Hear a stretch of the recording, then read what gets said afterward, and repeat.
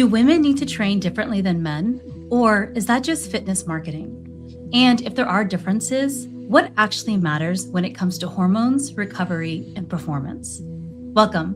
I'm Tiara Duncan, and this channel is all about women's health, from hormones and nutrition to fitness and stress. Real science, real conversations, and tools to help you thrive. I am joined today by my guest, Dr. Drew Wayman. Drew is a physical therapist and founder of The Way Physical Therapy.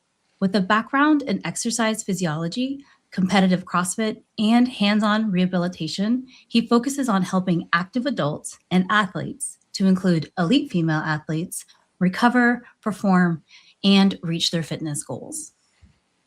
Welcome, Drew. Thanks for having me. Excited to be here. So let's clear the air up front. Do women need different training programs than men? The short answer is no. No, they definitely don't. I think, you can get into some nuanced things where there can be different emphasis on, biomechanics or maybe recovery. But like the big picture is no, there are no gross differences where women should or should not do XYZ as opposed to men. Um, Overall, I think it really boils down to like the main thing is women recover a little bit different. And so when designing programs, women shouldn't necessarily do different exercises, but it needs to, the coach needs to understand, or physical therapist needs to understand how or what to expect from their athlete's recovery. Let's talk about biomechanics since you mentioned it. How do structural differences like Q angle, pelvic width, femur orientation impact movement? Uh, quite a bit. The biggest or the most common thing that we see, especially on the physical therapy side of things, with regards to Q angle or femur orientation, like it Can you, boils down. can Sure, you no, go explain ahead. Q angle? Do you mind? Yeah, for sure. So women have wider hips than men, and so Q angle is the relationship of how wide the hips are and then how much more narrow the knees sit in relationship to the width of the hips. And so you'll find that women's knees are much more closer to midline as relative to the hip width. And so what that does is that angle predisposes women to more frequent ACL tears. You could say general knee injuries as well, but the most common presentation is ACL tears. And so the important thing to consider when, working with women regarding, the way that they are structured is trying to ensure that you are strengthening, key muscle groups that can help prevent ACL tears or knee injuries. And so for women, that's going to come down to how strong are your glutes and how strong are your quads. Making those two key muscle groups stronger prevent the added stress on the knee and are going to help prevent scenarios in which an ACL could tear. The the ACL is it's not possible to like create a program that's going to 100%, you know, prevent an ACL tear. These are circumstances where, a female athlete is, running, cutting, jumping, an impact injury. They're very sudden movements that cause us to tear. I mean, they have to be a very high volitional movement. So trying to train those muscle groups which help to like counteract a movement that would cause that tear are really important because what we see is like you're not tearing an ACL in your warm up. You're not tearing it Hmm. in, the first 5 minutes of a game, aside from a collision.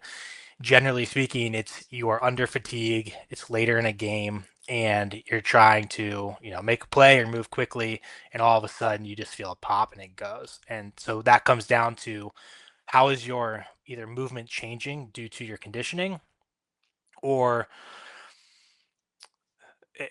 I mean the other piece of it is like again women they do have a higher predisposition because of joint angles to tear the ACL, and so some of it is like can we make these things stronger, but can we also teach women how to continue to move efficiently and effectively Mm. under fatigue.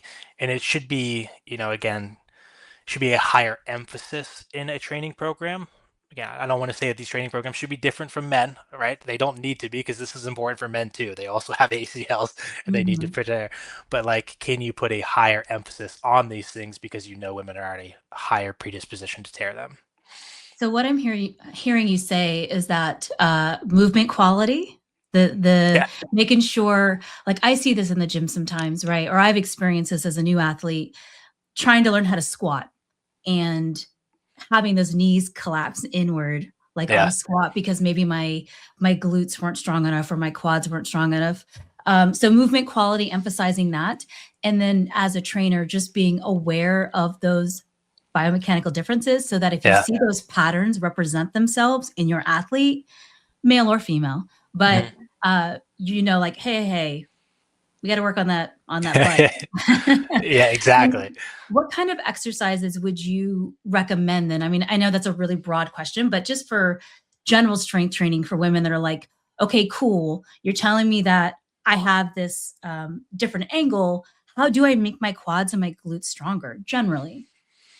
Yeah, I mean, there's a couple kind of quick hitters that you could use. If we're trying to get after, like, glute stability or just general strength, any kind of like hip thrust or glute bridge is going to be really good. If you want to spice it up even more, trying to do them like single leg, um, that is going to be really important. And then, I mean, quads is what I would put a higher emphasis on, truthfully, is if you can make those really, really strong, you're going to be in a pretty good position. So, doing like a rear foot elevated split squat, because again, single leg is going to be really important. And then aside from that, any type of general squat is going to be good. And then if you can do them heels elevated on a wedge or Mm, putting your heels on a plate, you're just going to get a little bit more of a quad bias. And so you're going to get a better training effect that way.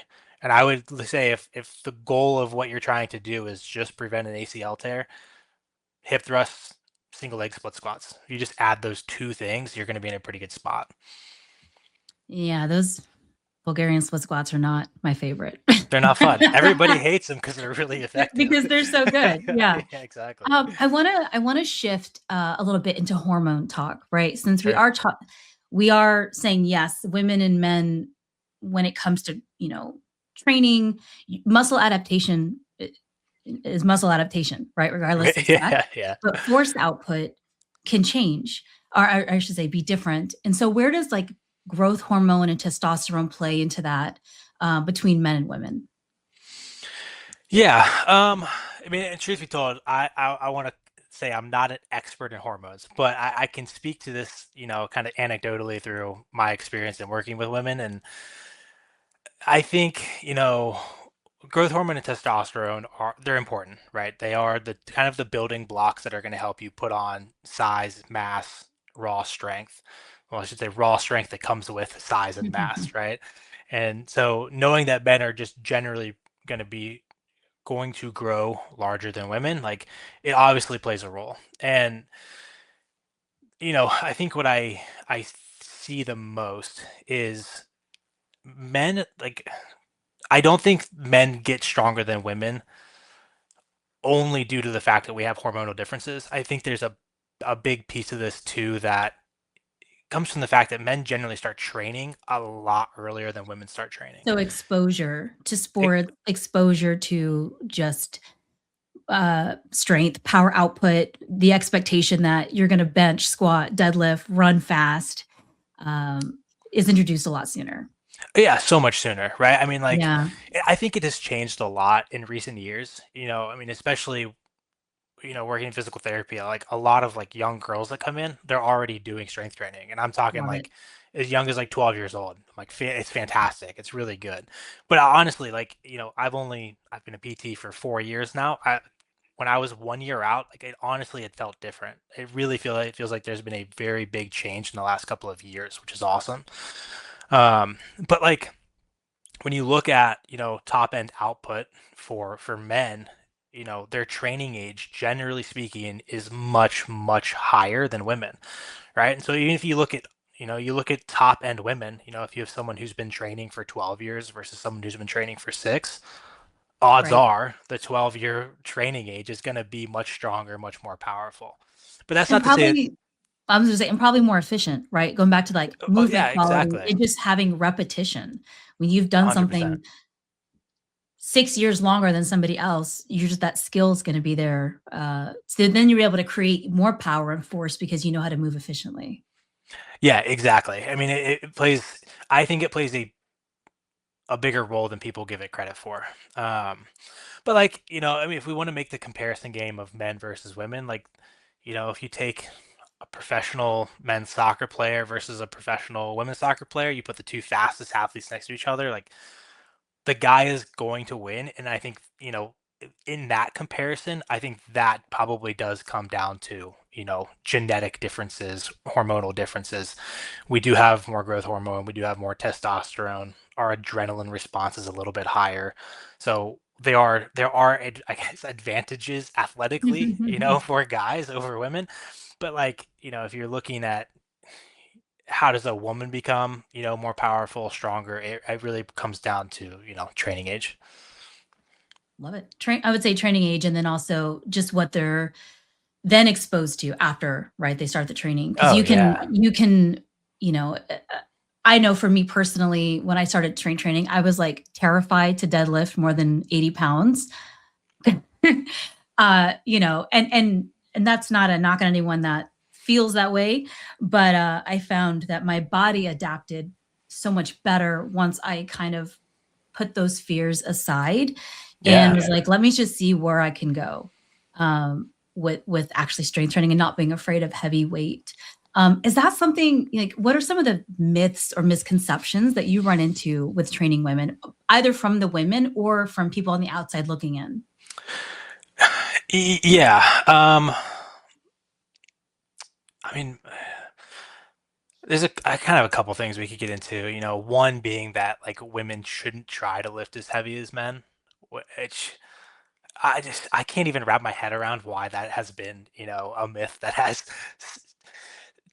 gone through the test of time. Like it just makes absolutely no sense, right? Do you Like, think that's aesthetically driven, right? This idea that if you lift really heavy, that you're going to look like an elite female bodybuilder, a Mrs. Olympia, right? Like yeah, without the knowledge of knowing like PEDs are involved in that. I yeah, wish right. I wish it was that easy to get that, Yeah, I me mean, I too. also there's nothing wrong with being well, number one, there's nothing wrong with having muscle aesthetically, but do you think that Yeah. that's part of the reason that maybe some women are like, "Yo, I don't wanna look like that." Oh, totally. Yeah, absolutely. And it comes from the like, I want to be toned. I don't want to be the buff, right? Yes. Like Yeah, that's the classic yeah. phrase. And like, I've what? been there, man, I get it. Yeah, no, totally. And like, I mean, I grew up hearing that all the time from from women. And like at the time, I was like, oh yeah, it makes perfect sense. Like, don't lift heavy. Why would you? Yeah, you're gonna get buff. Like, I didn't know until like knew the science. Like, why would you Yeah, know? But like stuff like that, it boils down like being toned is just having muscle mass, which so you need to lift heavy to have, and then it's being lean. Like that's what toned is. And so you have to go to the gym and you have to move weight in a way that is heavy enough to stimulate muscle growth, and then you can be toned on the after effect. But yeah, I would say that's probably the biggest one. There's other myths where it's like, to what you asked earlier, like, do women need different, training programs than men? And I think oftentimes that conversation is related to like women's cycles, right? Like they can't handle the same kind of training load or training volume, and drives me crazy. yeah, it's just simply not. It's not true, and like, Yeah. you know, But we can around, talk a little bit like why that's not the case, right? I think, yeah, um, from my perspective, like studying female hormonal health, and there's definitely, just like we acknowledge differences between men and women, yes, for some women, different parts of your cycle, you may feel differently. hmm But does that mean you have to change your entire training structure because maybe you're having an off day? Maybe, it depends. But does every yeah, woman have to follow that protocol? No. no, Some women don't feel good in certain phases and some others feel great in other phases. Um, yeah, I think instead of making women go, you have to follow X, Y, and Z, it's be aware of your cycle, know those patterns so you can understand like, okay, maybe I'm not going to squat as much today. Cool, right? But you're still going to squat. or you're still gonna Yeah, run, yeah, or you're yeah, still, yeah, yeah, exactly. yeah. So Yeah. yeah, the cycle training drives me crazy. Is it, No, it's just putting limitations.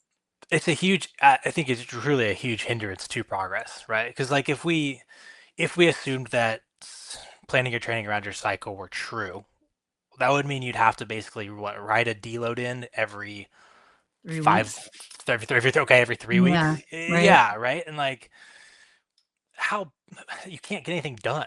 You know what I Straightforward. mean? Yeah, Like no, it takes absolutely. And then like yeah, and it's just, I also think that it's not reflected in the reality of women that we've seen, right, in oh, different sports. Like, you know what? They're on their period and they're still kicking ass and they're still, yeah, still exactly. getting gold Yeah. medals and crushing it.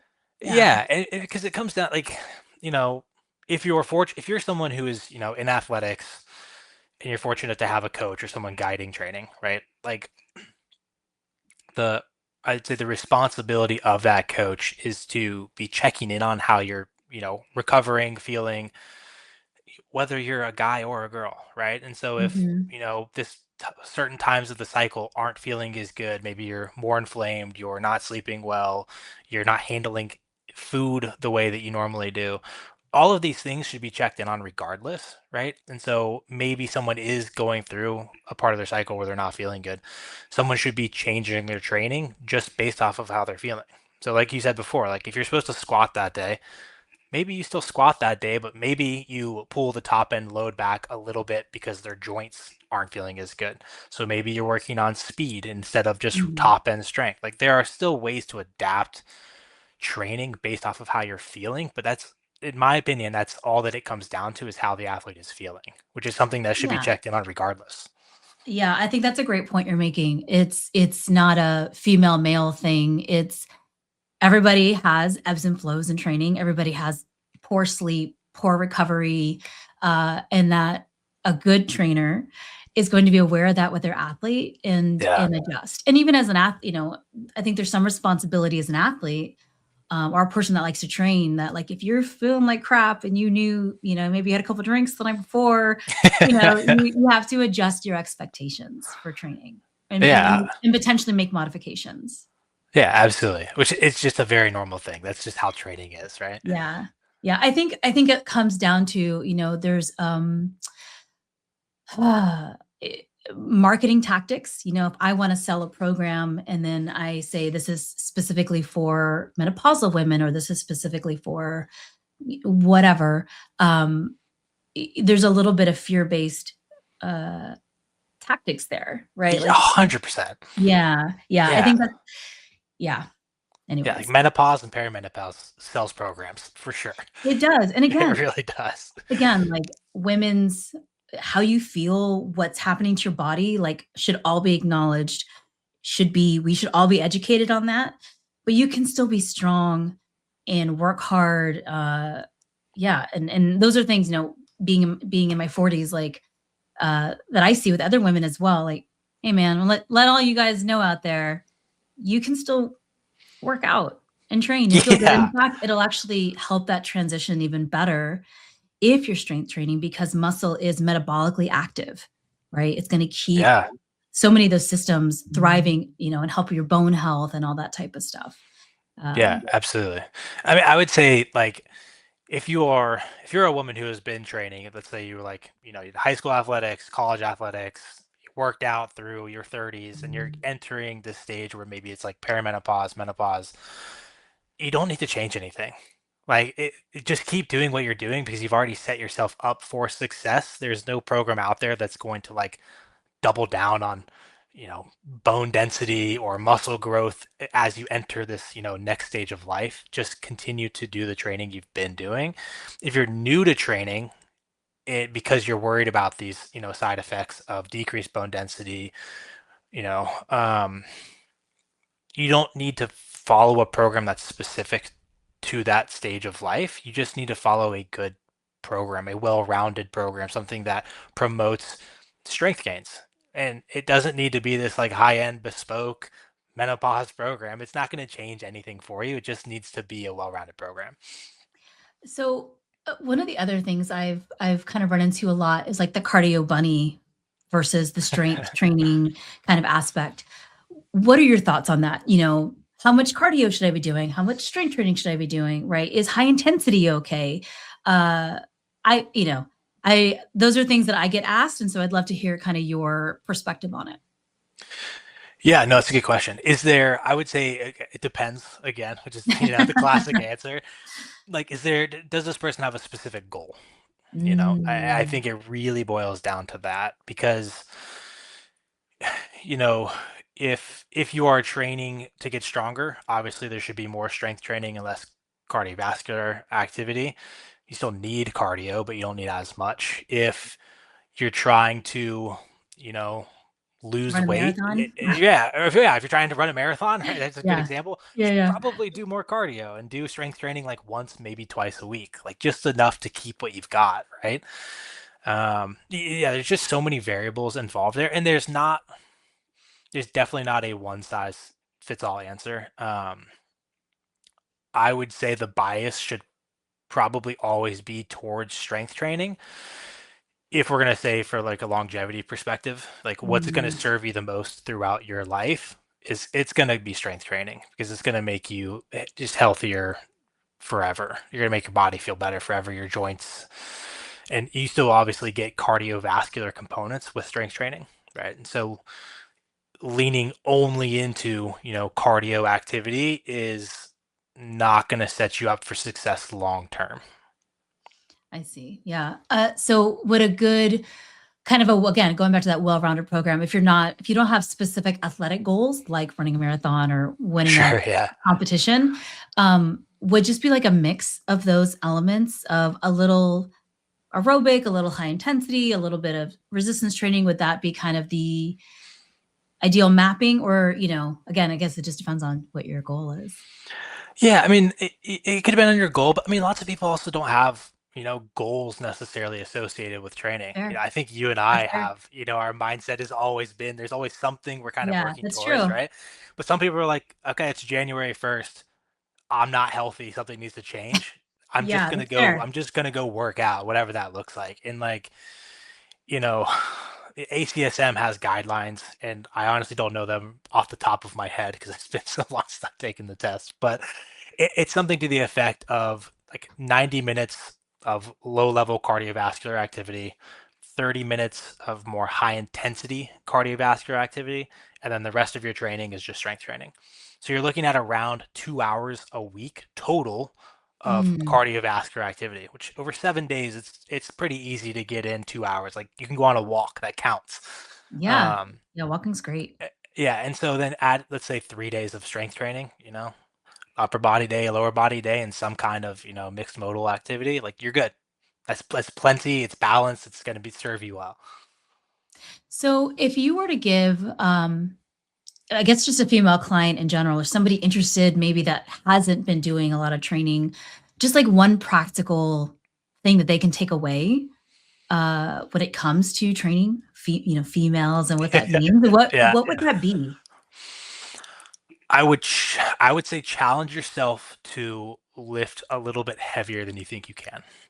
Mm, There's it's so common for like the self-limiting beliefs of I have never lifted heavy or I can't lift heavy with women, and it really, really hinders your ability to make progress. I coach in a CrossFit gym, and so I see women training all the time, and the number of times that I've been able to just like walk up to someone who I see either back squatting or doing bicep curls, and they'll finish a set, and on the board we have written and we've told them, hey, this should be like RPE 9. Like you should finish, and you should be like, there is basically nothing left in the tank, and they'll finish and they walk away. They're like, oh yeah, that was yeah. good, yeah, that was Do fine. And I was like, okay, well, you have to educate them and like, hey, like, you know, you moved well. Did it feel good?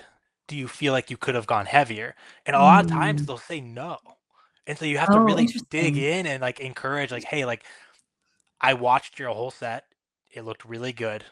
There is no I see no risk of injury. If you feel like Mhm. you could put 5 or 10 pounds on the bar, let's try it.